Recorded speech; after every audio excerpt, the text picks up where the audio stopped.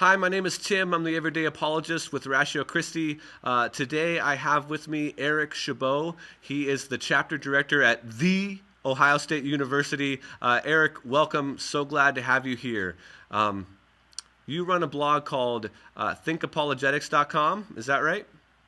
Yes, that's correct. Sweet. So I'm going to go ahead and put that in the comments description section down below on the video. Please check that out.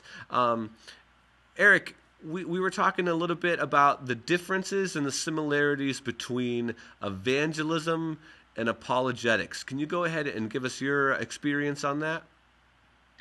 Yeah, sure. Well, I think that every Christian probably knows, biblically speaking, that Jesus has commanded us to make disciples of all the nations, as he says in Matthew 28:19.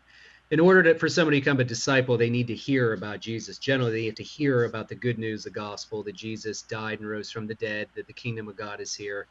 And so when we tell people about that, most of us have probably experienced that people have questions, when we start explaining that, or they have objections, or they might say, well, how do you know Jesus is really the way to give me a relationship with God? What about a different religion? So most of the time in our conversations, after we're explaining the gospel or even talking about the gospel in any capacity, most of the time it's going to enter into the realm of apologetics, where we have to give reasons or answers for what we believe and why we believe, the what and the why.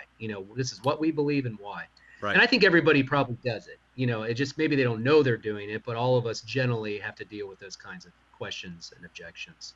Yeah, great. And one of the things that we do here at Everyday Apologist is we hope to try to give you some bite-sized snippets and answers to some of those things. I do have a video already that's going to kind of give an overview of what apologetics really is and what we're hoping to do here at Everyday Apologetics. And so, Eric, just real quick, can you give me an example of maybe a conversation that you've had with somebody where they've asked you a question and you've given them a quick answer? That you've already kind of talked about who Jesus is, but can you give us a little bit more of an expanded version of that?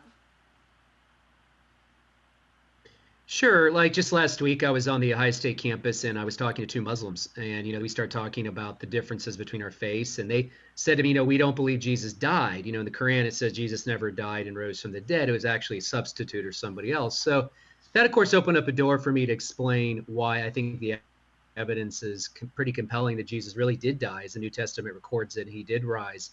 And so I spent, probably about half an hour talking to them, explaining the New Testament perspective and the historical perspective on why we think that is the opposite of what the Quran says.